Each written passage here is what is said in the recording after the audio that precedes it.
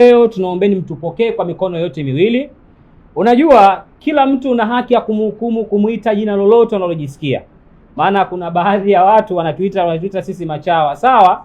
Lakini machawa sisi ambao mnapenda kutuita machawa, tunahitaji amani ndani ya taifa letu. Ndio maana tumekuja hapa leo na kampeni maalum ya kwenda kuelimisha vijana katika mikoa yote ya nchi yetu hii ya Tanzania, ambapo leo tutazungumza tu kwa uchache. Leo sitakuwa na mengi.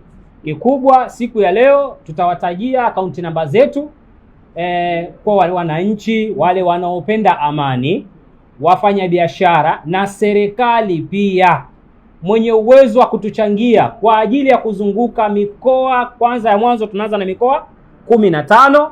Baada hapo tutakuja kumalizia mikoa itakayobakia, maana tunaondoka na kundi la waandishi wasiopungua 30. Hilo lazima niliweke wazi. Tuondoka na kundi la waandishi wasiopungua 30 kwenye ziara yetu. Tunafanya haya kwa sababu tumeona kilichotokea mnamo Oktoba 29 kilikuwa sio kitu cha kiungwana kabisa, kilichofanywa na baadhi ya vijana ambao bahati mbaya wengine inawezekana ni wazalendo, walimezeshwa tu sumu kwa wakataka kuliharibu taifa lao. Sasa sisi tunataka kwenda kushindilia swala la uzalendo. Ni jambo muhimu kwenye taifa. Tunataka tutembee, tutakuwa na wataalamu maalum, ushanifahamu? Na maana tutaifikia mikoa yote, na maana ndani ya mkoa mmoja tutakuwa na watu wasiopungua 300, vijana 300. Wakiongezeka itakuwa somba, ila sisi tumeweka kila mkoa mmoja tutakuwa na watu 300, kwa sababu tumelenga kuwafikia vijana 5000 kwa awamu ya kwanza hii. Tumelenga kuwafikia vijana 5000 mpaka 4500.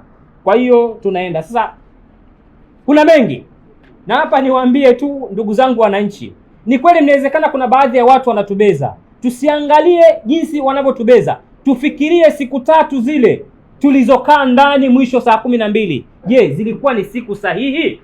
Makosa yaliyofanyika kama yaliyojitokeza tusije tukajaribu kuyarejea tena. Kwa sisi ambao tuko Dar es Salaam hapa, tunajua kimbembe kilichotukuta. Wengine kula yetu mpaka tutoke nje tupate riziki. Kuna watu walidhidi kudhoofika, wagonjwa ile saa 12 mwisho ndani ile. Watu walidhidi kudhoofika, baadhi ya watu. Sasa hatuhitaji hii hali ijitokeze, maana kuna baadhi ya watu wamesema watawekeza kuhamasisha vijana kuendelea kufanya vurugu. Na sisi tunapingana na wale, tunataka tuwafate vijana. Tutaki kila siku kukaa kwenye media kuanza kujibishana nao. Sasa hivi tunakwenda kwa vitendo, tunaenda kuwaona vijana wenzetu, tuwaambie umuhimu wa amani, umuhimu wa uzalendo, ambapo natumia fursa hii tena kuwaomba wananchi.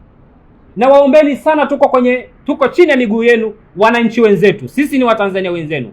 Tunaombeni support yenu, tunaombeni nguvu yenu, tunaombeni mchango yenu ili tuendelee kudumisha swala hili la amani. Maana kuna baadhi ya watu wanasema sisi tunaongwa. Tungekuwa tunaongwa tusingekuja hapa kupiga magoti kuomba mchango hata siku moja. Tungehakikisha tunanyanyuka na tunaondoka. Kwa hiyo na hili tutalifanya kwa uwazi. Bahati nzuri mimi ni mwaminifu sana mkubwa. Hakuna asiyenitambua. Ushanifahamu? Tutalifanya hili jambo kwa uwazi na tutaliweka kwa wazi. Kwa hiyo nimewaomba wananchi, akaunti namba tutaitaja ili muweze kutuwezesha. Lakini na wageukia wafanya biashara. Taifa hili bila biashara ni kweli haliwezi kwenda, lakini wafanya biashara bila ya amani hakuna biashara itakayofanyika. Mwekezaji bila ya amani hakuna biashara ama uwekezaji utakaofanyika. Tunawaomba wafanya biashara. Wapo wakubwa hapa, yupo nani? Karibu Kuna JSM mtuone. Mwingine nani? Hata Modeo tumtaje. Mzee wa Simba. Wote mtuone. Muhimu sana, na tuna account special. Na Awadhi Waleki.